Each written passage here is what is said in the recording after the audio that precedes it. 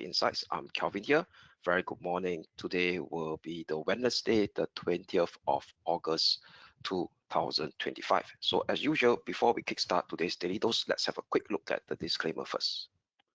All right, leverage trading carries a high degree of risk and may not be suitable for everyone. Losses can exceed deposits. This presentation is not an offer or solicitation to buy or sell, nor financial advice or recommendation for any investment product, as well as any forecast, prediction, or projection in this presentation is not necessarily indicative of the future or likely performance of the product. This advertisement has not been reviewed by the Monetary Authority of Singapore. All right, so as usual, before we jump straight into the short-term intraday technical outlook, let's have a quick recap what has taken shape yesterday in terms of news flow, economic data releases, and their impact on the various intraday movement on all these broad-based cross-asset classes, and as well as any interesting news flow and data release and all events that has taken shape early this morning before the start of our daily dose at 11 a.m. Singapore time. So let's start with some very important event that has taken shape right before the start of our daily dose, which was the interest rate decision from RBNZ, which is the Royal Bank of New Zealand, the New Zealand Central Bank. So what I could see over here is that the New Zealand Central Bank cut interest rate as expected. Over here, let me share with this the screen. Yeah, the screen is good. The screen is good. So Wednesday. All right, so RBNZ cut interest rate as expected by 25 basis point to actually bring the OCR rate, which is the official cash rate, they call it, to 3%, which is 3-month low. But however, what's interesting over here is that this is a dovish cut, not a hawkish cut. That means, i.e., after this 25 basis point cut to bring it to a 3-year low of 3% by RBNZ, the guidance implied that there could be further cuts down the road. So what I do over here, let me share with you. So this was the summary that was taken shape. So they actually released a statement stating that the OCR rate, which is the official cash rate that is now at 3%, they mentioned that it's likely to be in 2.71% in December, by the end of December. That was previously marked at 2.92%. So that is actually a 20 basis point lower. So that actually indicate that RBNZ may not have done cutting rates over here. And if you were to look at the long-term projection from today until September 2026, they expect it to be much lower at 2.59%, and previously it was penciled in at 2.9%. So another further potential interest rate cut that could still take shape in 2026 to bring it now much lower to 2.59%. And what's interesting is that the minutes that were also released a couple of we call it about 1 hour ago, RBNZ is a bit up to the board. They tend to release their minutes on the same day of the meeting as versus compared to the Fed or BOJ, they will release 2 or 3 weeks later. So majority, there's 4 votes to 2. So majority voted the what I call it, the OCR to be reduced by 25 basis points to 3%. But there was actually a debate within the community to either cut a much more we call it higher magnitude of cut of 50 basis point. All right, so there was actually a lot of dovish we call it voices within the RBNZ committee setting, stating that there could be this time around during the debate of the interest rate cut today, some actually mentioned a choice of a 50 basis point cut, which is a much larger cut. But what's interesting is that market is now looking at a much more dovish RBNZ going forward. So this is more like a dovish cut rather than the hawkish cut, indicating that there will be further cuts down the road in 2025 to bring it down lower to 2.7%, and even by September 2026 to bring it down much lower to 2.59%. So that actually created a shockwave in the FX market right now, where this 5-day rolling performance of the major currency as of 20th of August right now as we are speaking. Okay, let me adjust this. That the dollar is right now the strongest against the Kiwi. That means, i.e., the kiwi is the weakest major currency right now, because this graph indicate the dollar as a base currency. That means $1 equals to how many kiwi, $1 equals to how many euro, $1 equals to how many sterling pound. So the kiwi is the weakest right now, as we know that the dollar has strengthened against the kiwi by 2.7% based on the 5-day rolling performance. So it's more like a K-shaped performance right now.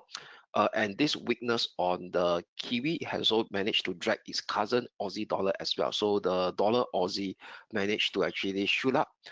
It means the dollar rose against the Aussie by 1.7%.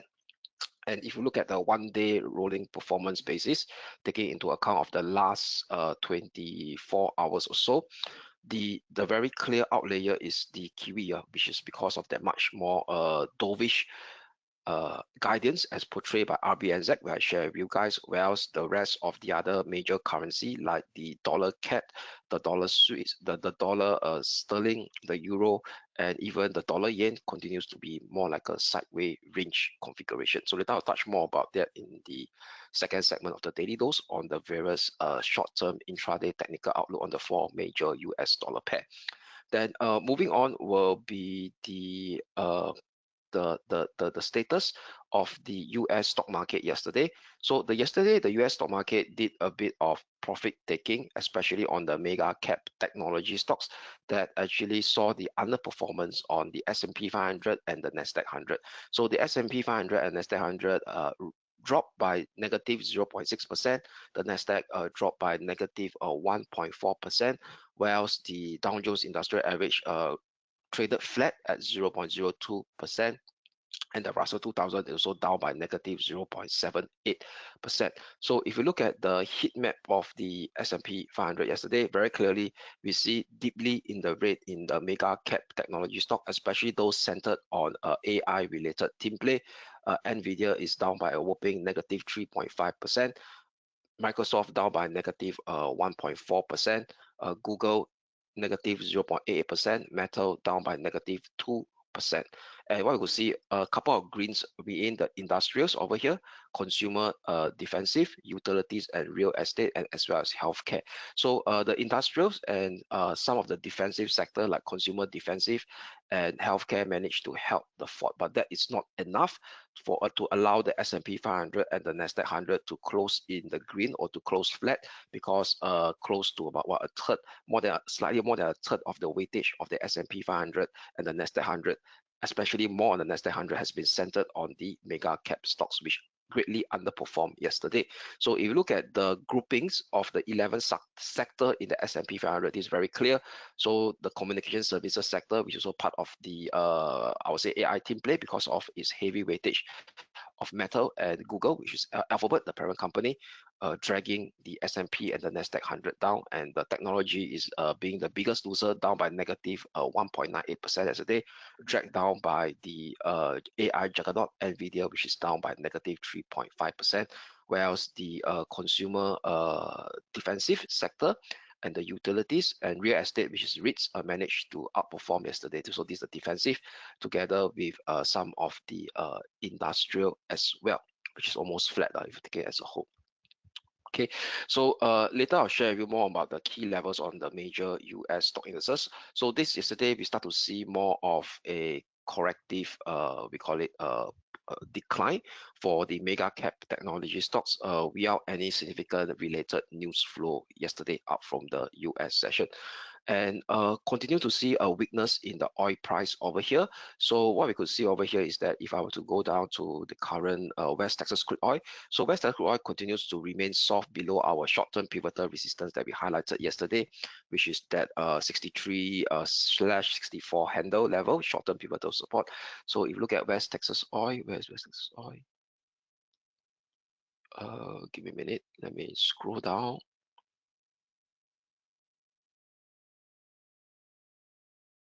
Yes, over here. So West Texas oil, if you look at yesterday's price performance, all right, so this is 1 day. So if you look at the 5-day, price action continues to remain lackluster over here, right? So So right now during the Asia session, it's almost unclosed, but still recall that yesterday I do mention there's a key near-term support level to watch, which is 62.50. So right now it's about to retest that 62.50 again. It's trading at 62.72.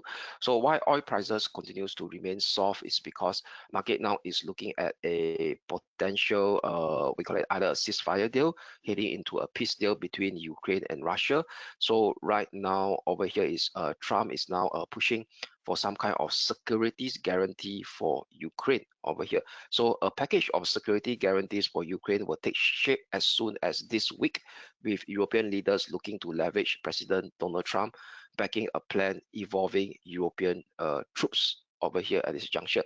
And also Trump, yesterday he did mention that both Putin and Zelensky must be flexible as he continues to push for a summit between these two leaders with him involved. So markets now have this narrative that potentially the 3-year plus of deadlock between Russia and Ukraine may come to some positive light, where a ceasefire deal may be in the near horizon. Then from there, in the longer term basis, there could be a potential peace deal as well. So that actually causes oil price to remain soft, because if this were to be achieved, there could be potential less sanction on Russia oil exports, and that could potentially see an increase in global oil supply. Right, so that's sum up the first segment of today's daily dose over here. So before I move on to the segment, let's have a quick look at the CME Fed Watch tool. So the CME Fed Watch tool, which is a tool that gives us a clue where will the Fed guide monetary policy stance will be as a guide, not as a 100% certainty, based on the price action behavior of the Fed funds futures traders. So based on the Fed funds futures traders trading price behavior, so the next meeting on the 17th of September, FOMC, the Fed funds futures trader is still assigning a high probability of 85% that the Fed will potentially cut the interest rate by 25 basis points to bring it down lower to 4.25% to 4%. And if you look at the probability, it's almost the same as yesterday, 83%, slightly down from a week ago, which is 94%, but still rather high. And if you take it into account of other meetings, that means based on the futures down the road of further months contract of the Fed funds futures, market is still assigning a high probability of 80%, 79.6%, that the Fed may do another 25 basis point cut to bring the Fed funds rate to 4% to 3.7%, 4% to 3.75% by on the last meeting of 2025, which is the 10th of December 2025 FOMC. So that is also pretty much in line with the latest dot plot as being projected by penciled in by the Fed funds officials, where they actually have a median projection. They are looking for a potential 2 interest rate cut of 25 basis points each for 2025. And market now is actually looking forward to this coming Friday Jackson Hole Symposium, where Fed Chair Powell will be speaking, and market will be looking out for clues whether will he shift from his kind of a data dependent tonality to a much more dovish stance, given that there are a couple of key economic US data that come softer than expected. Last Friday, Flash University of Michigan Consumer Sentiment Index, and as well as the drastic lackluster downgrade of the non-farm payroll data in the previous 2 months. All right, so market participants will be looking, paying close attention to that. But because of there's a lot of whipsaw going on in the FX market right now, there could be some form of dollar bounce taking shape. All right, so right now, let me now immediately bring you guys to the second segment of the daily dose, which is the short-term intraday technical outlook segment. Okay, but before that, let me expand my screen. All right, so now let me touch on the FX market first. All right, so for the FX market, let us now focus on the euro dollar. So what I could see over here is that the euro dollar has broken down below the 50-day moving average over here, and now trying to play around our this particular support here at 116.30.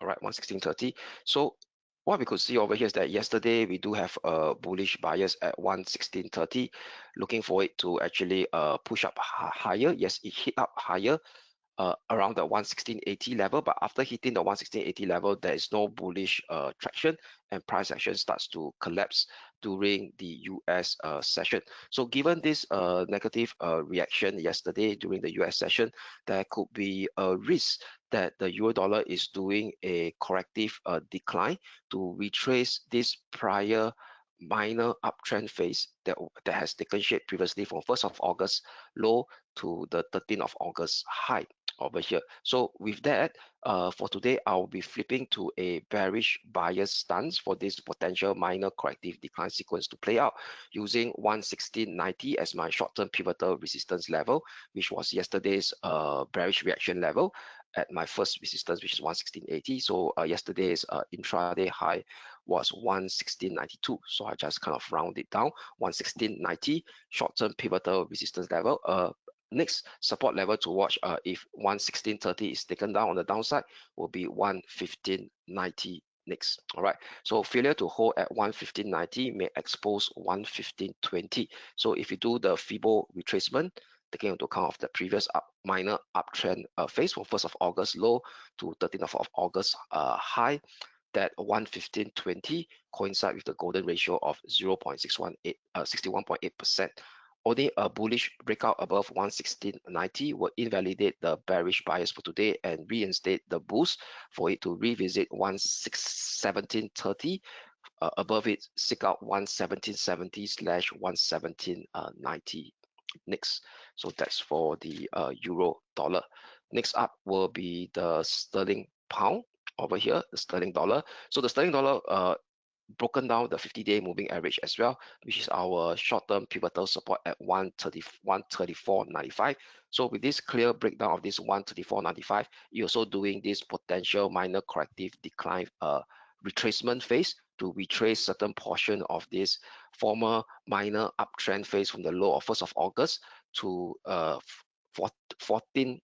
14th of August, all right, previously. So right now, we'll be flipping to a bearish bias stance for the sterling dollar, given the latest negative price reaction taken during the US session yesterday, using 134.40 as my short-term pivotal resistance level. Next support level to watch in this potential bearish bias phase that view that we have for today will be at the 134 figure level, 133.70, which confluence with the 20-day moving average. That also constitute with the 50% Fibo retracement of that previous prior minor uptrend phase from 1st of August to 13th of August, 14th of August high. A breakdown below 133.70 exposes the next near-term support at 133.15 next over here, 1.3315, which is the golden ratio as well, 61.8%. However, only a bullish breakout back above 135.40 that would invalidate today's bearish bias view to reinstate the boost to retest the 14th of August swing high at 135.90, 136.10 before 136.50, 136.80 comes in. So that's for the sterling dollar. Next up will be the Aussie dollar. So the Aussie dollar has been dragged down by the so-called the weak Kiwi dollar over here. So with that, so yesterday we will have a neutrality stance. We have a neutrality stance since Monday because of a mixed element, and today it broke down below our neutrality zone lower limit at 64.80. So potentially right now it may start to we call it move back down towards the expanding wedge range support that is been in place since 23rd of April 2025 low. So with that, I'll be flipping to a bearish bias stance using today's Asia session high, intraday high over here as my pivotal resistance level. So this will be 64.60. Right. So let's put it /64.60. All right. Given that it's like a zone, so upper limit 64.60. So 64.60 short-term pivotal resistance level. Flip to a bearish bias stance on the Aussie dollar for potentially floating back towards the expanding wedge, the medium-term expanding wedge range support that is still in place since 23rd of April 2025 low. Two key near-term resistance level to watch: 64.20, followed by the medium-term support zone at it's a kind of a range, 64 followed by 63.90. So 63.90 is the 200-day moving average over here. Only a bullish breakout above 64.60 that would invalidate today's bearish bias to see a squeeze up back towards 64.80. Above 64.80 may potentially retest the 20-day moving average, acting as a next intermediate resistance at 65.05 as well. Okay, so that's for the Aussie dollar. Lastly, on the FX market will be the dollar yen.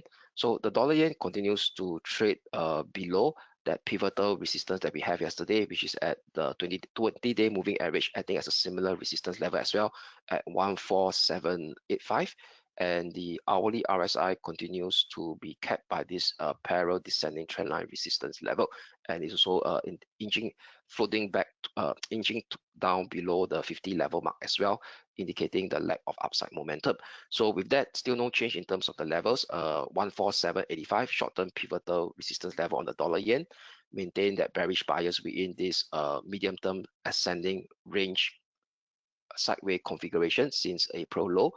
First near-term support level to watch on the intraday basis will be 1472. A breakdown below 1472 may see a retest on the previous minor swing low of last Friday and last Thursday, the 14th of August and 15th of August minor swing low at 14670, 14640, which also confluence with the 50-day moving average. Only a bullish breakout above 14785 will invalidate today's bearish bias view to see a squeeze up towards 14875. Next, above it may test the key 14950 resistance, which also confluence very closely to the 200-day moving average. Next up, okay, will be the major stock indices, starting with the Hong Kong 33. So the Hong Kong 33 broke down below our pivotal support, which is the 200-day, 20-day moving average, which is 25.090, invalidating our so-called bullish bias stance yesterday. So what we have right now is it's now attempting to float downwards over here, and what we could see is that the price action continues to remains weaker over here. So at this juncture, we have the RSI continues to be trapped below a descending trend line below the 50 level, indicating downside momentum, and it hasn't hit the oversold region yet on the hourly RSI, indicating there could be some form of further short-term weakness coming into play. So with that, I will have a rather tight pivotal resistance level for today, taking into account of today's Asia session high as well at 25,077, and also the 20-day moving average that has been taken down during the US session yesterday, and now turns into a critical short-term pullback resistance level. So this will be my pivotal resistance level for today, a very tight one.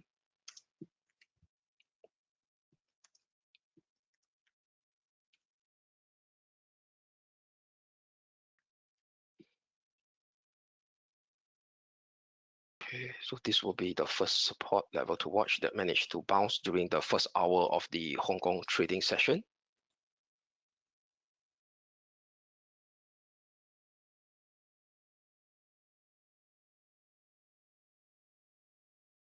All right. Okay, so to tally it up, 25,090 tight short-term pivotal resistance level, also very close to today's Asia session high, the 200-day moving average. Flip to a bearish bias for a short-term weakness for this corrective decline sequence to extend further below a break below 24,915 may expose the next near-term support level at 24,730, which is the minor swing low of 12th of August. Further breakdown exposes 24,535, which is the 50-day moving average, and as well as the medium-term ascending channel lower boundary taken drawn from the low of 2nd of June 2025. Only a bullish breakout above 25,090 will negate today's bearish bias to see a push up to revisit Monday's high, intraday high at 25,270. A breakout above 25,270 will potentially re-invite the bulls to come in to seek out in first step the next near-term resistance level at 25,540. 4.5. All right, so that's for the Hong Kong 33. Next up will be the Japan 225 representing the Nikkei 225. So the Nikkei 225 broke down below our pivotal support that we have yesterday as well, and so broken down below this minor ascending channel support level from the low of 1st of August, indicating that now is in a phase of potential corrective decline sequence to retrace this previous up move from 1st of August all the way up to the high of 18th of August.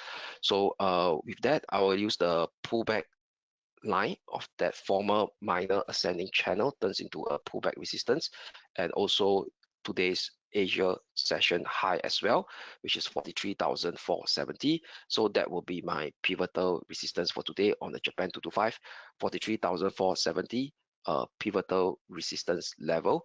Maintain flip to a bearish bias in any bounce that may take shape over here, given that the RSI has hit the oversold level, but upon hitting the oversold level, there is no bearish divergence over here.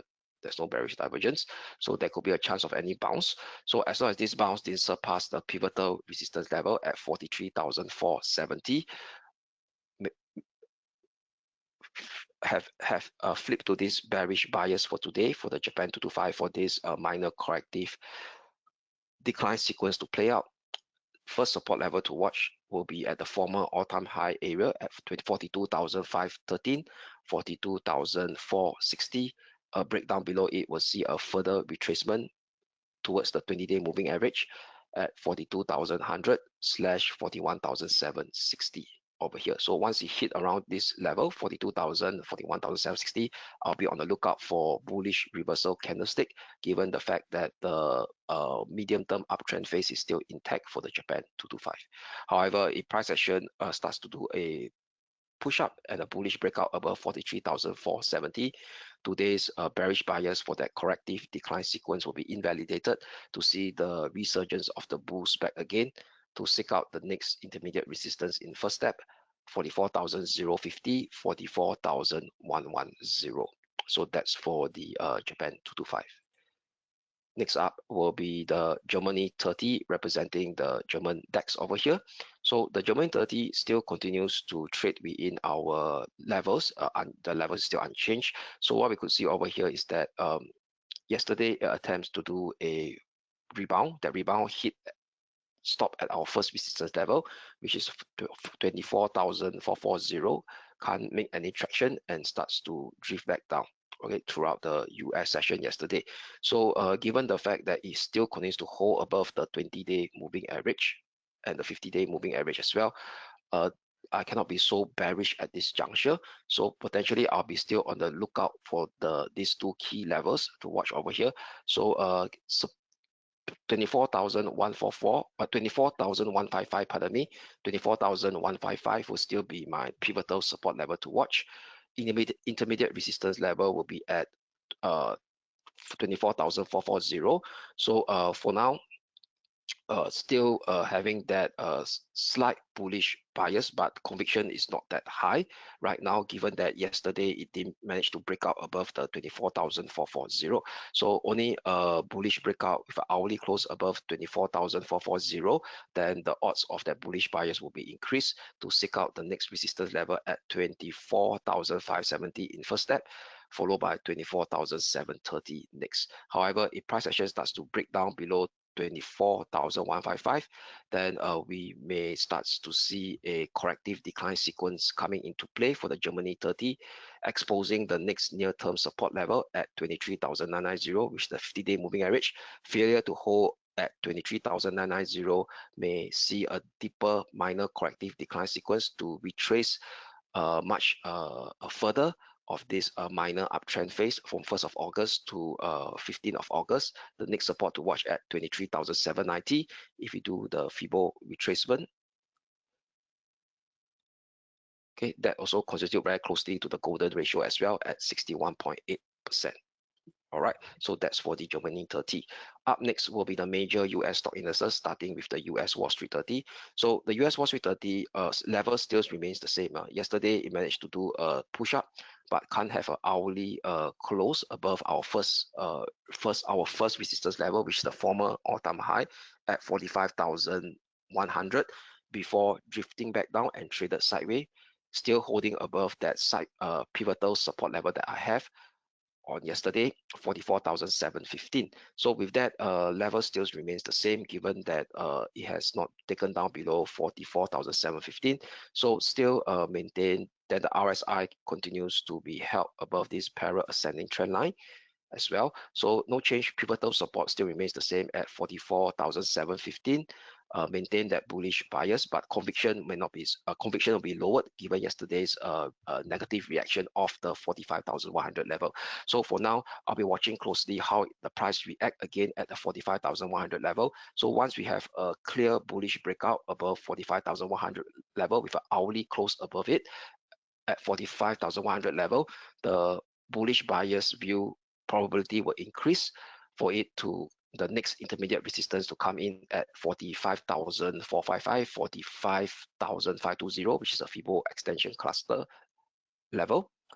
However, a bearish breakdown below 44,715 will see a further slide towards the 200-day moving average at 44,470 / 44,420.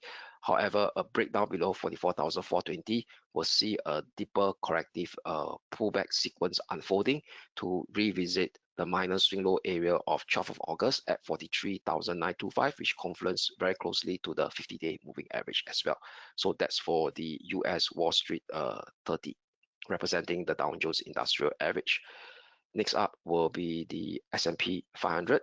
So the S&P 500 yesterday did a breakdown below our Titan short-term pivotal support level at around the 6,400, 6,440 level.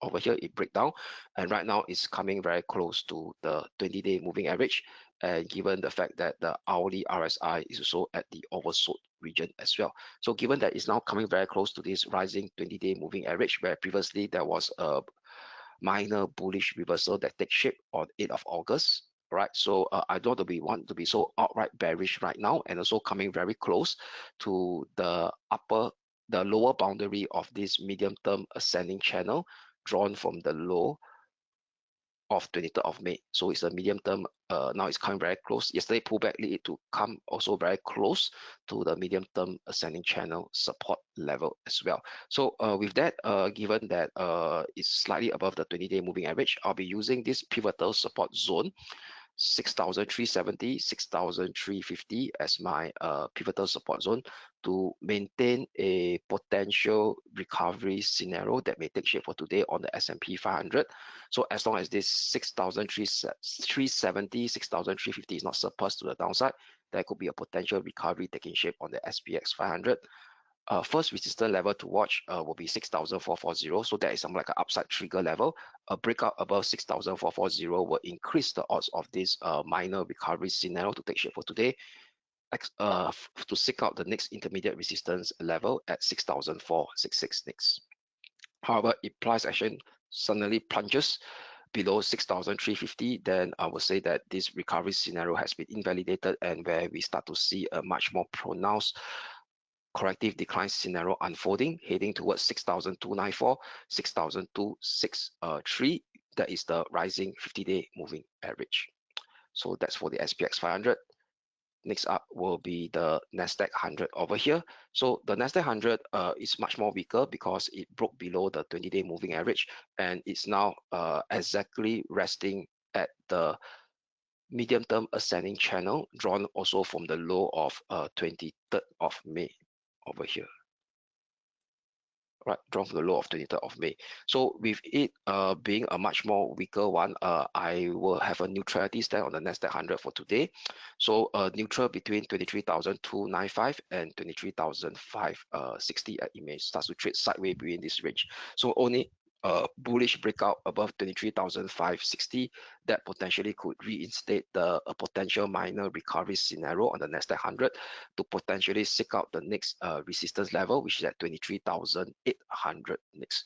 So for now, neutral between a range of 23,560 and 23,295 for now. Okay, so that's for the Nasdaq 100. Next up will be the commodities market, starting with gold XAU/USD. So gold yesterday we were neutral, so price action broke below our neutrality range lower limit, which is 33.23, which is 3,323 level over here. So with this breakdown of this neutrality range lower limit, gold potentially right now could face further potential downside movement, as it could potentially head down towards the lower limit of this medium-term sideways range.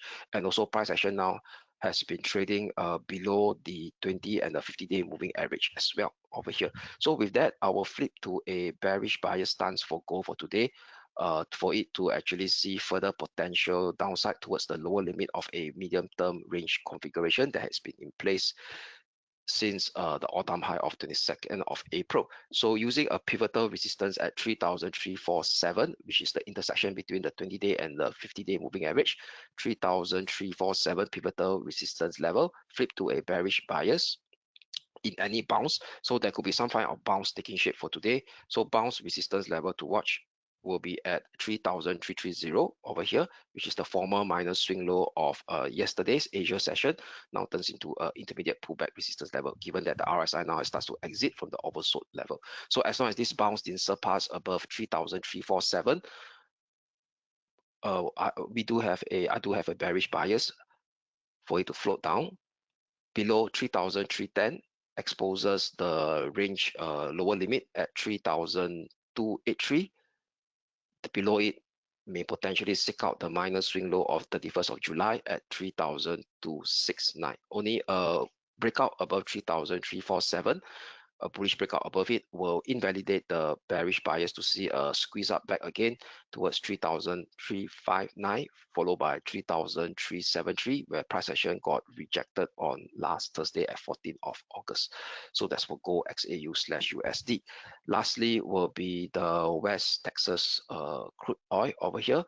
So the West Texas crude oil, what we could see over here is that price action continues to remain weak below our short-term pivotal resistance, which is 63.85, 64.18, as it continues to travel or converse or oscillate within this medium-term minor descending channel, minor descending channel that is in place since 31st of July.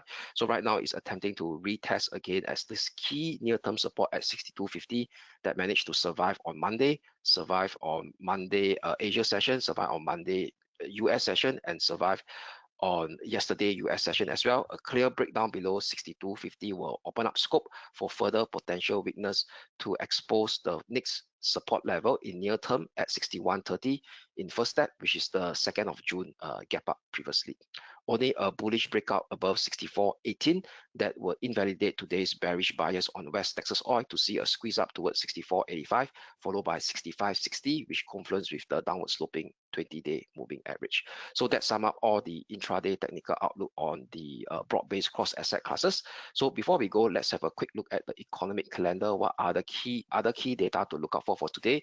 So at the start of the European session, which is 2 p.m. Singapore time, we have a UK core inflation rate coming in. Market is expecting it to be maintain the same pace at 3.7% year on year versus the previous month of June at 3.7%. So that could potentially influence the sterling dollar, the sterling colossus, and the UK 100 if the core inflation rate came in higher or below than expected.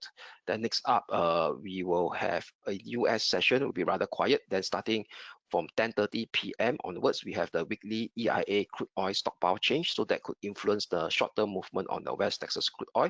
Something to look out for if we are trading on oil at 10:30 p.m. Then we have Fed Waller speech. So Fed Waller is rather important. Why? Because he's one of the Federal Reserve officials that dissented in the previous meeting, favoring a rate cut. So market participants will be hearing very closely his speeches at 11 p.m. Singapore time. Fed Waller will be speaking.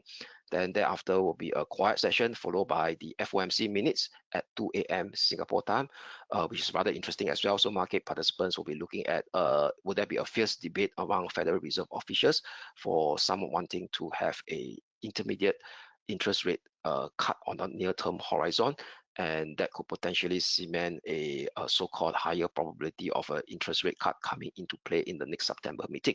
Then at 3 a.m. we have another Federal Reserve official speaking, Fed Bostic at 3 a.m. So Fed Bostic tends to be much more not so dovish, kind of a neutral. Also, sometimes he also do mention sticky inflation coming into play, where the Fed got to wait and see. So that's 3 a.m. Singapore time over here. Then follow tomorrow early Asia session at 7 a.m. we have the Australia flash manufacturing PMI data and services PMI data, something to look out for as well. And at 8:30 a.m. we have the Japanese one, Japan flash global flash manufacturing PMI data and services PMI data. All right, so that could influence the dollar yen, the yen crosses, and the Japan 225, i.e. the Nikkei 225 movements. So with that, that sum up today's Daily Dose of Market Insights. I'm Kelvin here signing off. I wish you all a great day ahead, and we shall speak again tomorrow. Thank you.